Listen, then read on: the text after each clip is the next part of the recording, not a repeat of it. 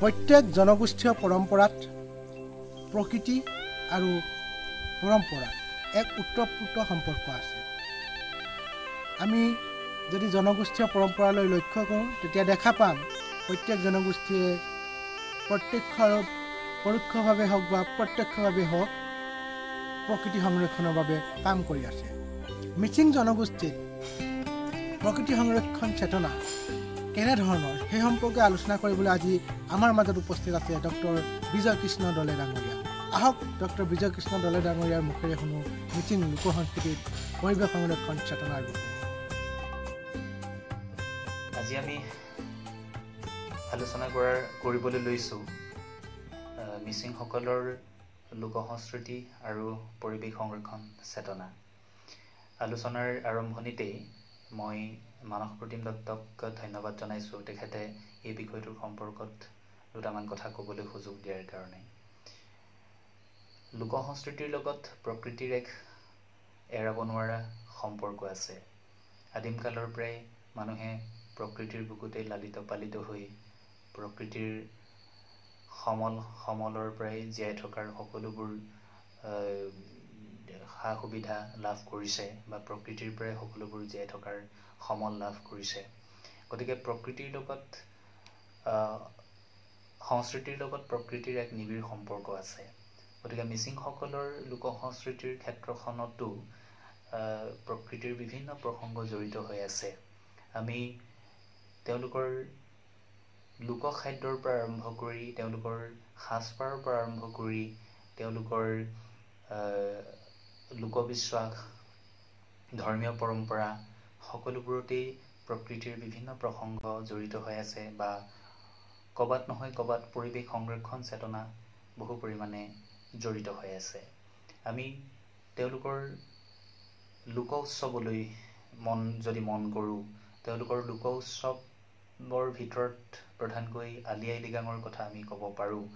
আলি আই লৃগাঙতো মিচিংসকলৰ পৰিৱেশ সংৰক্ষণ যিটো মানসিকতা বা পৰিৱেশ সংৰক্ষণ চেতনা খুবেই তাত জড়িত হৈ আছে। সেই প্ৰসংগটো আমি আলি আই লৃগাং বিশেষকৈ কৃষিভিত্তিক লোক উৎসৱ আৰু এই উৎসৱত বিশেষকৈ শস্য সিঁচাৰ আৰম্ভণি উৎসৱ আৰু শস্য সিঁচাৰ আৰম্ভণি উৎসৱ হিচাপে তেওঁলোকৰ যিটো পথাৰত সেউজীয়া হোৱাৰ যিটো কামনা বা মাটিৰ উৰ্বৰতাৰ বৃদ্ধিৰ কামনা সেই উৎসৱত বিশেষভাৱে জড়িত হৈ আছে।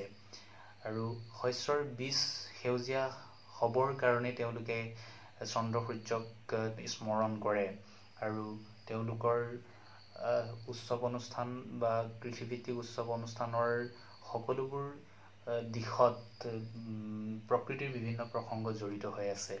তেওঁলোকে সেইদিনাখন বিশেষকৈ আলি আই লৃগাঙৰ দিনাখনৰ এটা পৰম্পৰা আছে। তেওঁলোকে তেলজাতীয় বা মছলাজাতীয় খাদ্য তাত সেইদিনাখন নাখায় বা পৰিৱেশন নকৰে। তেওঁলোকৰ এটা বিশ্বাস আছে যে তেলজাতীয় বস্তু ব্যৱহাৰ কৰিলে বা মছলাজাতীয় বস্তু ব্যৱহাৰ কৰিলে পথাৰৰ শস্য শুকাই যায় বা মৰহি যায় বুলি।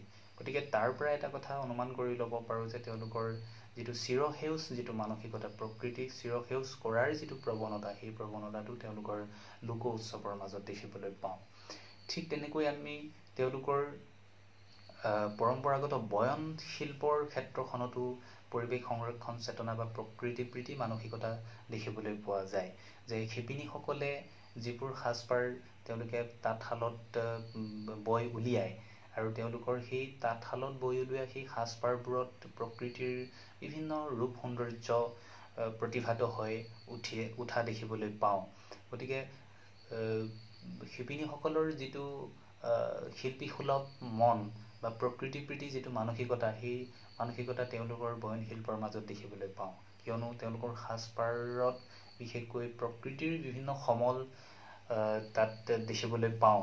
যে বিভিন্ন ধৰণৰ গছ গছনিৰ পৰা আৰম্ভ কৰি চৰাই চিৰিকটিৰ পৰা আৰম্ভ কৰি জীৱ জন্তুলৈকে তেওঁলোকে ৰূপাংকন কৰে। তেওঁলোকে সাজপাৰৰ বস্ত্ৰ সম্ভাৰত তেওঁলোকে সেইবোৰ অংকন কৰে। গতিকে এই শিপিনীসকলৰ যিটো প্ৰকৃতি প্ৰীতি চেতনা বা প্ৰকৃতি সংৰক্ষণ মানসিকতাটো অতি প্ৰখৰ ৰূপত তেওঁলোকৰ বয়ন শিল্পৰ মাজত দেখিবলৈ পাওঁ।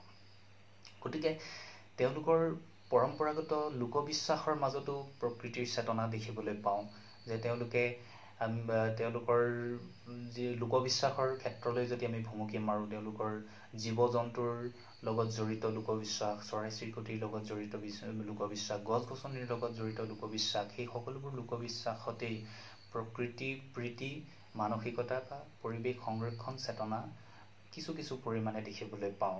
আমি যদি এটাই উদাহৰণ লওঁ, যে অন্যান্য জনগোষ্ঠীৰ লগতে মিচিংসকলৰ সমাজ জীৱনতো কিছুমান লোকবিশ্বাস, গছ গছনিৰ লগত জড়িত কিছুমান লোকবিশ্বাস দেখিবলৈ পাওঁ, যে বিশেষকৈ বাঁহ কটাৰ ক্ষেত্ৰত মঙলবাৰ আৰু শনিবাৰে বাঁহ কাটিবলৈ নাপায় বুলি এটা লোকবিশ্বাস জড়িত হৈ আছে।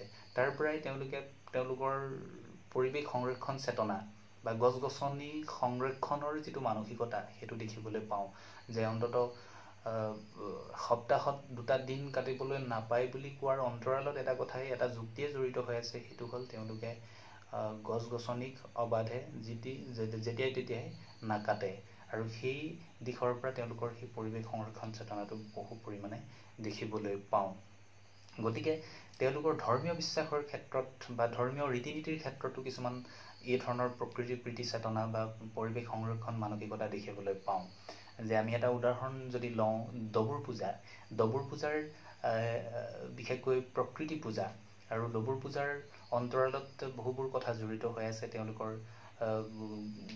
পথাৰৰ শস্য শ্যামলা বা চিৰসেউজ কৰিবৰ কাৰণে পথাৰত যিবোৰ কীট পতংগৰ পৰা আৰম্ভ কৰি তেওঁলোকৰ চৰাই চিৰিকটিলৈকে তেওঁলোকে কিছুমান স্মৰণ কৰে, যাতে যে পৰিৱেশ নিকা হৈ থাকে বা প্ৰকৃতি স্বচ্ছ হৈ থাকে। সেই প্ৰসংগটো তেওঁলোকৰ ডবুৰ পূজাৰ কিছুমান ৰীতি নীতিৰ জৰিয়তে সেই কথাখিনি গম পাওঁ আমি। গতিকে এইবোৰ আলোচনাৰ পৰা এটা কথাই অনুমান হয়, যে মিচিংসকলৰ লোক সংস্কৃতিৰ ক্ষেত্ৰখনত বহুবোৰ প্ৰকৃতিৰ লগত জড়িত বহুবোৰ প্ৰসংগ আমি দেখিবলৈ পাওঁ, আৰু বহু পৰিমাণে পৰিৱেশ সংৰক্ষণ মানসিকতা মিচিং সমাজত খুবেই প্ৰখৰ ৰূপত দেখিবলৈ পাওঁ। গতিকে আমি সচেতনভাৱে যদি আমি চাওঁ, যে তেওঁলোকৰ লোকজীৱনত ঘৰুৱা পৰিৱেশৰ পৰা আৰম্ভ কৰি তেওঁলোকৰ কৃষি ক্ষেত্ৰলৈকে তেওঁলোকৰ প্ৰকৃতি প্ৰীতি মানসিকতাটো আমি দেখিবলৈ পাওঁ। তেওঁলোকৰ লোকখাদ্যৰ ক্ষেত্ৰতো প্ৰকৃতি প্ৰীতি মানসিকতা দেখিবলৈ পাওঁ, যে লোকখাদ্যৰ তালিকাখনলৈ যদি আমি চাওঁ, তেওঁলোকৰ প্ৰকৃতিৰ পৰা আহৰিত বহুবোৰ গছ গছনি বা গছ গছনিৰ পাত ফল মূল আদি তেওঁলোকে লোকখাদ্য হিচাপে গ্ৰহণ কৰে, খাদ্যৰ হিচাপে গ্ৰহণ কৰে। সেইকাৰণে তেওঁলোকে সচেতনভাৱে সেইবোৰ ৰোপণ কৰে, সেইবোৰ বাৰীত তেওঁলোকে ৰোপণ কৰে, আৰু সেই ৰোপণ কৰা যিটো পৰম্পৰা, সেই পৰম্পৰাৰ পৰাই যে প্ৰকৃতিক চিৰসেউজ কৰাৰ প্ৰৱণতাটো লুকাই আছে। গতিকে মিচিংসকলৰ সমাজ জীৱনত বহুবোৰ প্ৰসংগৰ লগত পৰিৱেশৰ কথা জড়িত হৈ আছে। মই অতি চমুকৈ সংক্ষেপে কথাখিনি আলোচনা কৰিছোঁ। গতিকে আৰু আলোচনা কৰাৰ অৱকাশ আছে। এই বিষয়টো খুবেই নতুন বিষয়। এই বিষয়টো সম্পৰ্কত চিন্তা চৰ্চা কৰাৰ আৰু বহুবোৰ থল আছে। গতিকে মই এটা বাট এটা কাটি দিছোঁ। অনাগত দিনত এই সম্পৰ্কত অধিক আলোচনা হ'ব বুলি আশা ৰাখি মই মোৰ আলোচনা ইমানতে সামৰণি মাৰিছোঁ। ধন্যবাদ দলে ডাঙৰীয়া, আপুনি মিচিং লোক সংস্কৃতিৰ সৈতে পৰিৱেশ সংৰক্ষণ চেতনাৰ বিষয়ে আমাৰ দৰ্শকসকলক অৱগত কৰিলে। আপোনাৰ এই আলোচনাই নিশ্চয় দৰ্শকক উপকৃত কৰিব। আপোনালৈ আমাৰ তৰফৰ পৰা, এনভাইৰন টক্সৰ তৰফৰ পৰা আন্তৰিক ধন্যবাদ আৰু কৃতজ্ঞতা জ্ঞাপন কৰিলোঁ। ধন্যবাদ।